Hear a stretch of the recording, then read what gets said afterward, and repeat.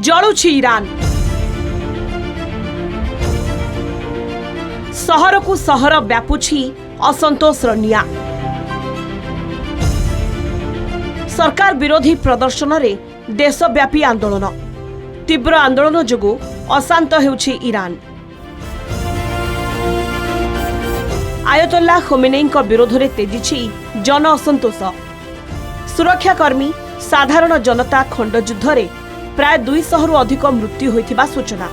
केवल राजधानी तेहरान रे 150 रु अधिक विक्षोभकारी प्राण हराइथिबा जणा पड़िछि। अधिकांश प्रदर्शनकारी रेवोल्यूशनरी गार्ड्स को गुलीमाड़े प्राण हराइछन्ति। अनेक स्थान रे लोके विभिन्न प्रतिष्ठान और धार्मिक स्थली रे निया लगाई दैछन्ति। विक्षोभ तीव्र हेबा परे देशव्यापी इंटरनेट और फोन सेवा बंद करा जायछि।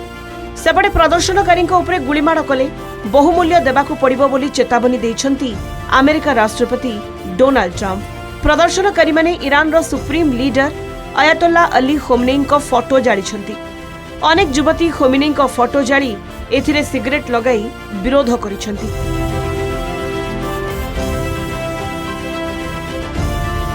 देशरे शासन व्यवस्था भुसुड़ी थिबारु जातिसंघर शरण पशिछि ईरान। डोनाल्ड ट्रम्प ईरान को आक्रमण धमक देबा परे ईरान एहा विरोध में मिलित जातिसंघर द्वारस्थ होइछि। यूएन को चिठी लिखि सुरक्षा लोड़िछि ईरान। अमेरिका राष्ट्रपति डोनाल्ड ट्रम्प ईरान रे चलिथिबा आंदोलन को नै कड़ा प्रतिक्रिया रखिछन्ति। कहिछन्ति बड़ असुविधारे पड़िबो ईरान। एठारे उपजिथिबा जन आंदोलन शांत करिबाकू अमेरिका सामरिक आक्रमण करिबाकू पछाइबो नाही। ट्रम्प को एभली चेतावनी परे मिलित जातिसंघ को चिठी लिखि सुरक्षा लोड़िछि ईरान। यह ट्रम्प को अंतर्जातीय नियमर उल्लंघन बोली ईरान चिठी रे उल्लेख करिछि। तेबे ईरान रे दुर्बल आर्थिक स्थिति, शासन व्यवस्था एवं कठोर नियम विरोध रे थिबा असंतोष विद्रोहर रूप नेबारे लागिछि। सुरक्षा पई मुतयन होइथिबा हजार हजार सैनिक जनसमुद्र रोकिबारे असमर्थ हेउछन्ति। शासन व्यवस्था विरोध रे असंतोष जाहिर करिबाकू जाई सरकारी संपत्ति नष्ट करि चलिछन्ति विक्षोभकारी। सेपटे किछि देश विरोधी ट्रम्प और इस्राएल को खुशी करबाकू देशरे अराजकता घटाउथिबा कहिछन्ति ईरान सर्वोच्च नेता। ट्रम्प को खुशी करबाकू हिंसाकांड घटाउथिबा व्यक्ति को कड़ा चेतावनी दैछन्ति खोमेनेई।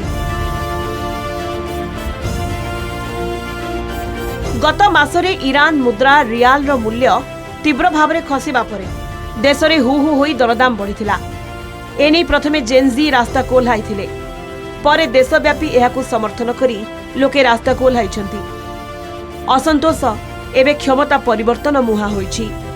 ईरान रो निर्वासित क्राउन प्रिंस खूब शीघ्र स्वदेश फेरिबे बोली कहिछन्ति। Bureau report, Kalinga TV.